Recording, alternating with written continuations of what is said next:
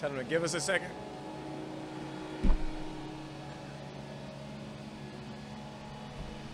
I put in a lot of work individually, but being a captain more so like a team thing. Like everybody feels a certain way about you as far as like how you carry yourself in your team and how you lead this team. So for me, just even last year, kind of like Deion Dawkins speaking on it on his behalf was saying like he felt like I could have been a captain last year, and it meant a lot to me then, and it means even more now, just as far as being acknowledged by your peers, not only your peers but your teammates, the guys that you ride for every game, in practice, and the fact that they trust you. They trust you in the biggest moments, and they trust you on a daily basis that you're going to do the right thing on and off the field. So, yeah, I was happy.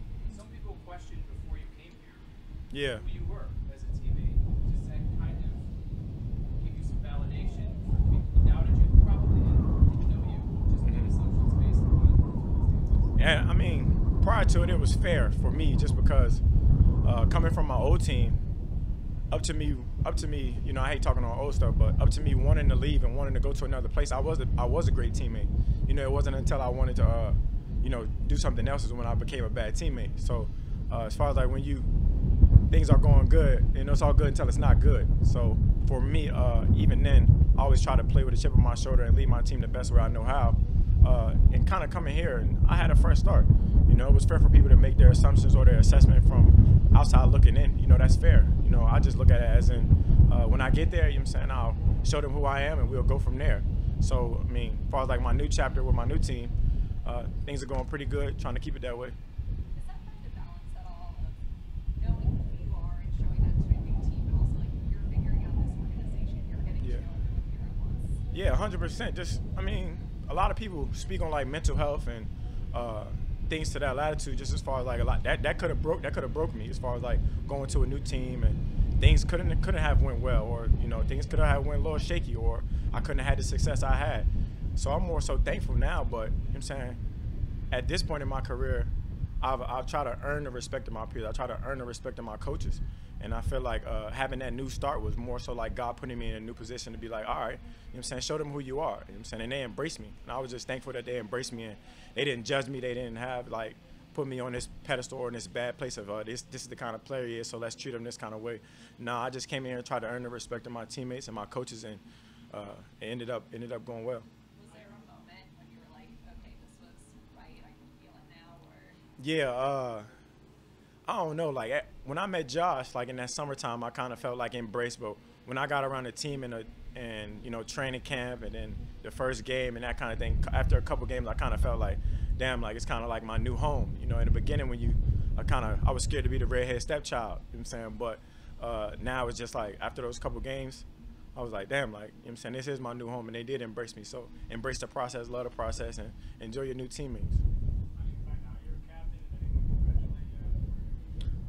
We were just in a team meeting. They voted the day before, and then like not just like the players, but the coaches congratulated me, and like I was kind of taken back a little bit because I've never been in that role. I've never gotten voted a captain. To be my first time. So I'm embracing this new journey myself. Try not to do nothing different, but more so understand that part of leadership is you need to be accountable. Not only on the field but off the field, and how you carry yourself.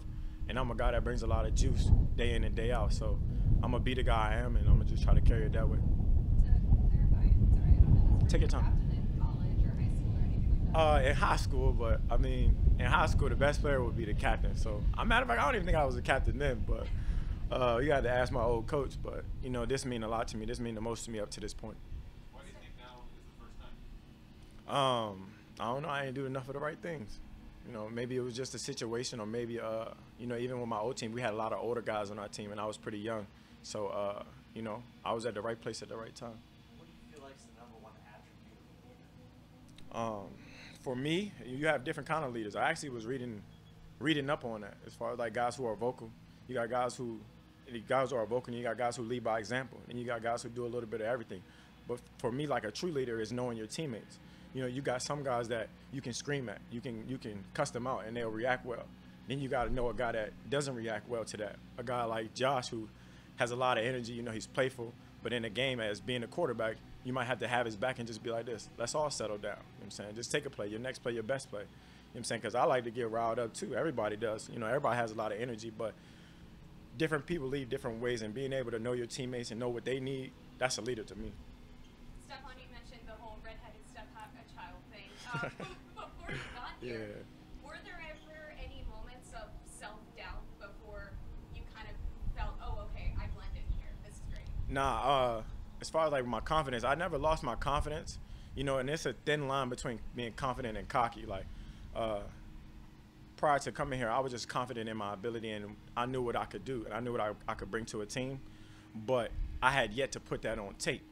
I had a little bit of success, but statistically, my last year was my best year in Minnesota, and I was more focused on this next one, that last year. So it was just more so like believing in myself and understanding where I am in my life, where I'm trying to go, and what I'm gonna have to do to get there. So I'm kind of on the back end of that progress throughout my life, and just like going into this new season.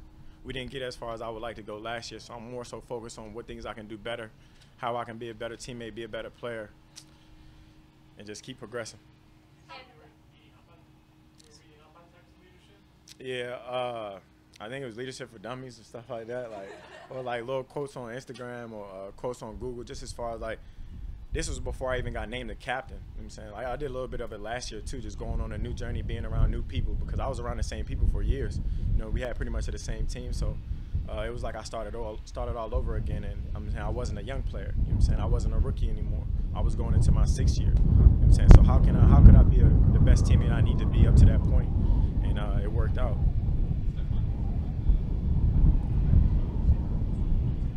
Yeah. Yeah.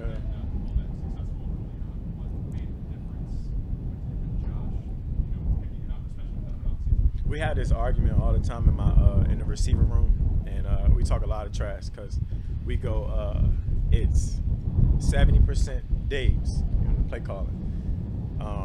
It's 10%, well, like 60 Diggs. I think Josh gets the other 30, and then I get this small portion of just, you know, I mean, but it's just them talking junk. For me, I feel like it was more so a tribute to everybody involved. Like, I got great quarterback play, MVP quarterback play. I got the line was protected, and we were in a predominantly throwing offense. And for a receiver, you want to be in that. You know what I'm saying? That's what any receiver's dream is. You want to throw the ball, you want to catch the ball. So for me, I just feel like saying what I said before, like I was at the right place at the right time. You know what I'm saying? I'm not taking all the credit. I was just getting open to catch the ball, doing my job. But my quarterback extending plays, you know, Dave's calling hell of a games, and, you know, the defense playing well. You know, it's a tribute to everybody. But for me, I was just doing my job.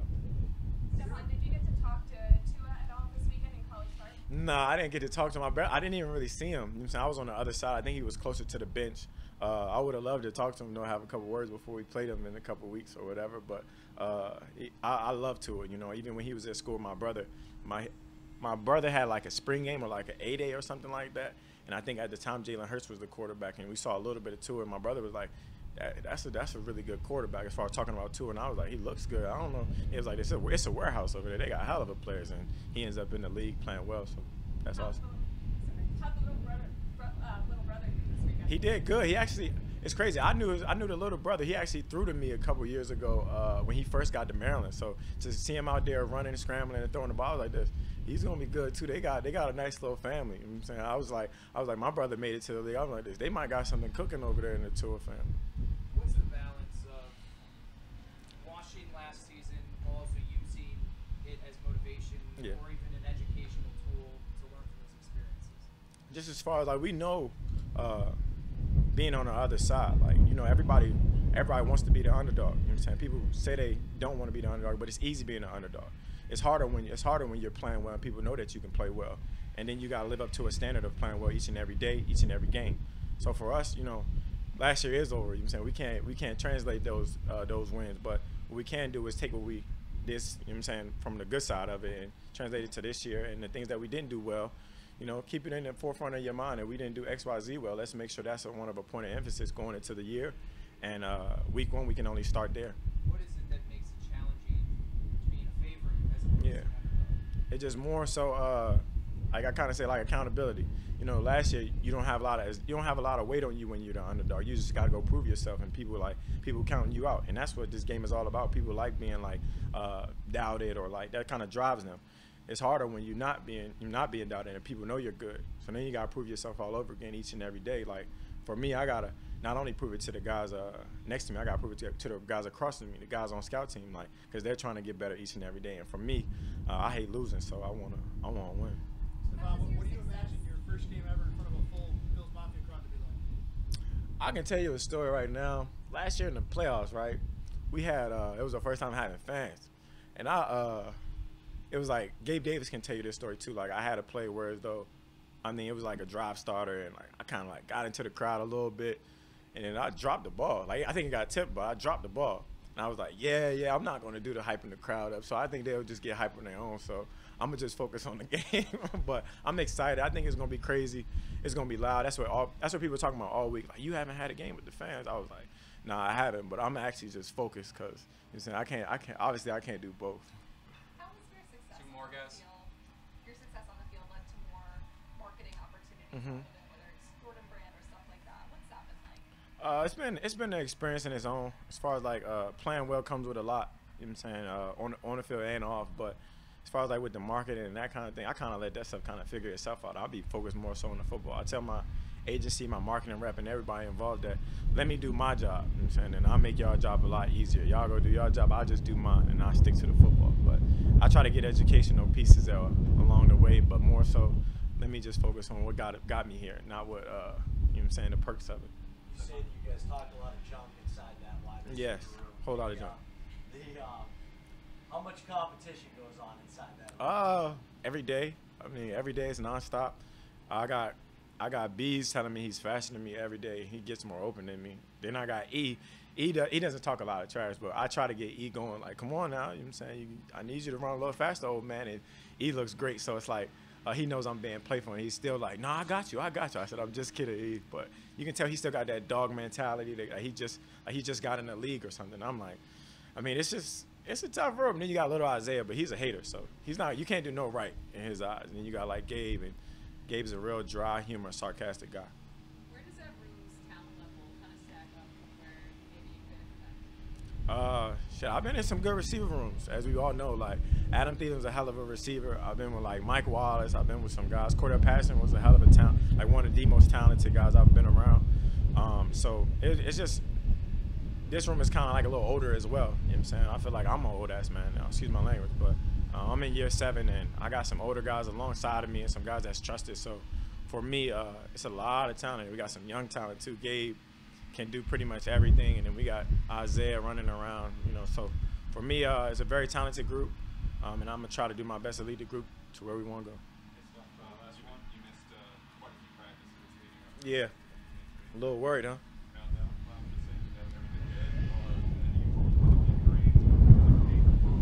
I mean, tell them that I'm hurting and I can't go.